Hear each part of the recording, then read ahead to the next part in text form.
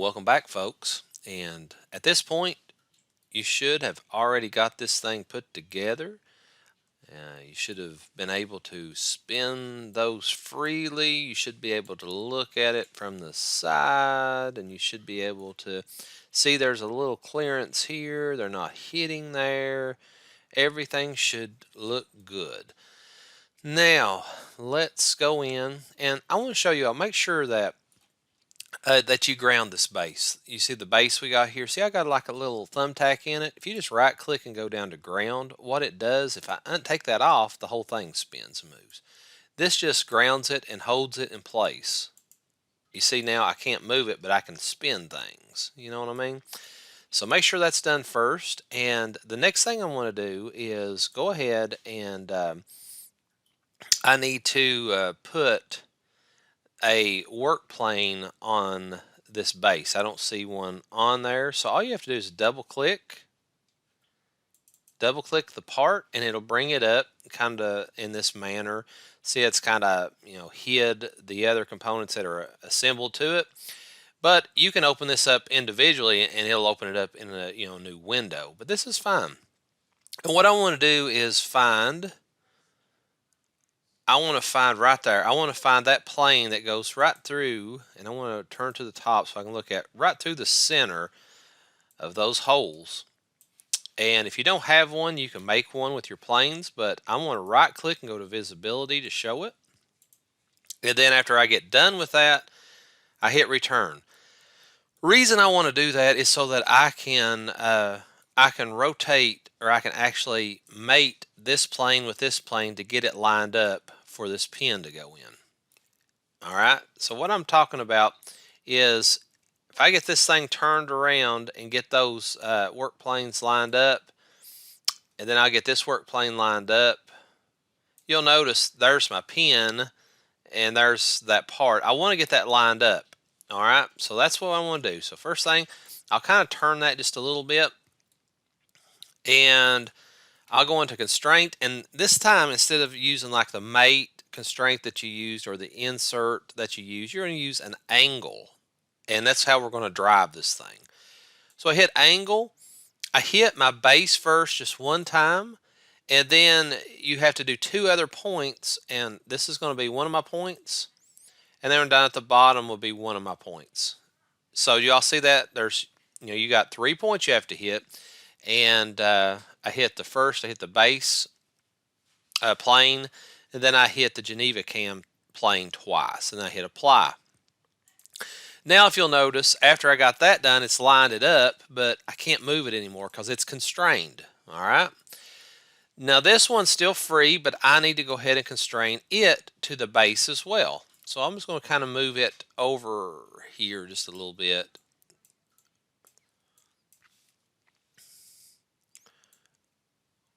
Alright, so I hit constrain, angle, and I'm going to hit my base plane first. And now I'm going to hit twice on my driver here on that plane. Now you can see that it turned my pin right here, and that's exactly where I want it. Okay. Sometimes it'll pop it out here. If it does, you can just go over here and type in 180 degrees. Okay? And it'll plop it back to the other side. It'll flip it back 180 degrees, but ours is perfect where it is right now. So I hit 0 and I hit apply. So now we've got this, and see, this one won't move either. Neither one of them will move right now. They're all locked in. So we've got them positioned correctly to start the drive and start it to work correctly. Now there's something else we've got to do. We've got to go in and we've got to set this thing to where this pin contacts this so it can drive it. Right now, if I were to hit go on this thing and start driving it and playing it, this will just spin around. Okay? This will spin around. This won't do anything because it's not. We're not telling it to contact these points. There's a tool in here that's called this. I'll show you. So first I want to hit my drive. Actually, I want to hit the pin because that's what's hitting this. Right click the pin and go down to contact set. Do y'all see that? Because my contact is going to hit that Geneva cam. So this is going to hit this. I want them to interact and I want them to be able to hit each other and move each other. The next thing that's going to have contact is this Geneva cam. Right click on it, go down to contact set. So they're going to contact, so they're going to be looking for each other to contact. So we got that set. You see all this? All right. Now, when I drive this driver over here, it's going to throw an error because this thing is constrained and locked to this plane. Its work plane and the base work plane are locked and constrained. It's not going to move. When I kick this thing on, it's going to catch it and it's going to say, there's an error. I can't do it. I'll show you that. So I click on the driver and I open it up, and you'll notice right here is that angle that we made. If I go right click and drive, check this out. Oh, it can't do it. Well, yes, it can do it. Cancel that. It's going to do that. Right, we've got to do one thing before we start to drive it. And I'm sorry, I missed that point. You got to go to inspect and hit active contact solver. You all see the little symbols down here, the contact symbols. Whenever you turn this on, it works. Okay? It'll actually look for that contact between those contact points. So now I've got it turned on. Now check this out now. When I go to drive it and hit drive, it's not going to let me do nothing. Okay? And the reason being, and most of the time it throws an error up because it's locked. This one's locked. It's not going to let this one drive at all. It's just like it's seized up. All I have to do at this point is go to my Geneva cam, open it up and look at all the history, and that angle that we set on it, right click and suppress it. Now what that does is it unlocks it. It's still there because we can, if we want to reline these things, all I have to do is just unsuppress it and it'll line it back up. So it's free now. So all I have to do is go to my driver, which is right here, find my angle, and hit drive. And I'll put 360, that means it goes all the way around 360 degrees, and I hit go.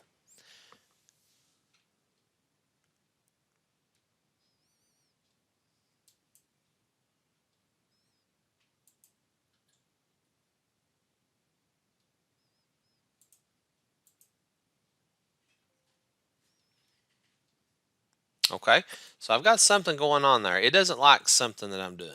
Let's go in there and check it out.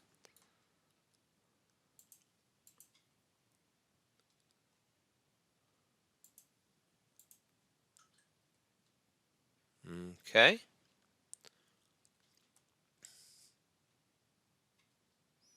So my pin, it looks like my pin on here, looks like that opening is just a little bit, should have been a little bit of a space in there, so it's not hitting. So I can double click my pin,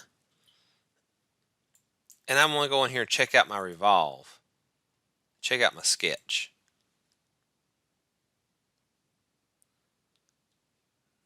I think that was pretty accurate, but I want to take and make it a little bit smaller.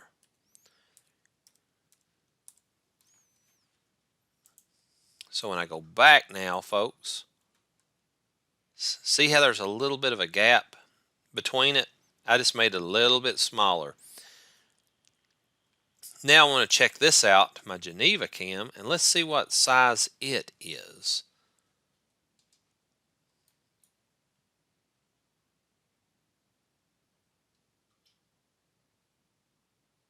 That's what I want to see right there. And it's supposed to be 8 inches. It is 8 inches, so we're good there. So let's return.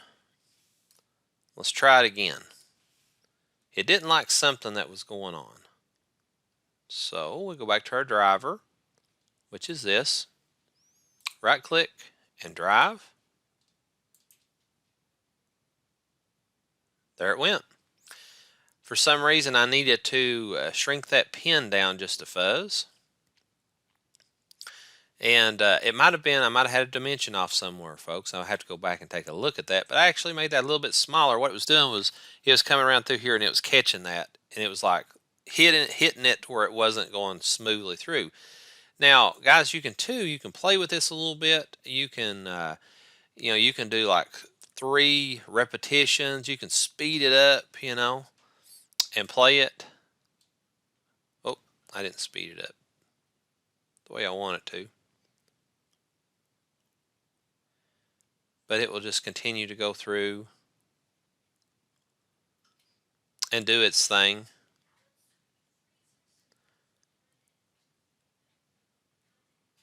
Then I'll show you just a minute how to speed it up. That's the AVI rate. I hit the wrong button on that, but let's go up here to, let's speed this thing up a fuzz.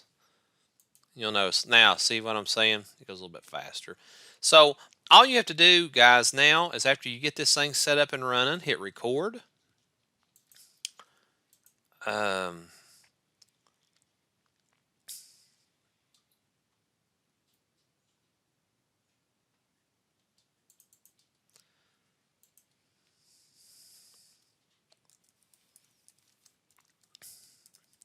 Module 7 video, it's going to be a WMV.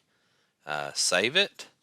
And you can find your image size, broadband, internet, all these different things.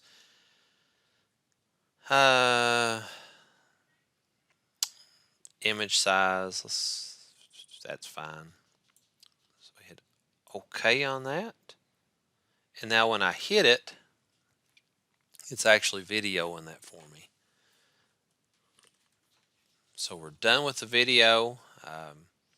Now I can go in and I can watch that video.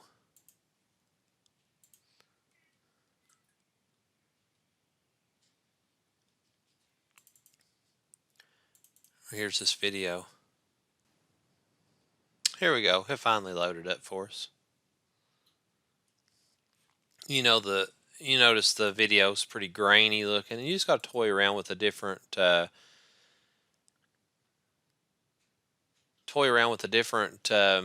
options that you have inside of Inventor to make it look better as you do that. But if you have any problems getting this together and getting it to run, just let me know. We've got to have this one done here shortly because our classes are getting close to the end. We just got a few weeks left. So again, if you need help on any of the projects that we've done so far, you need to let me know. Thank you guys and have a good week.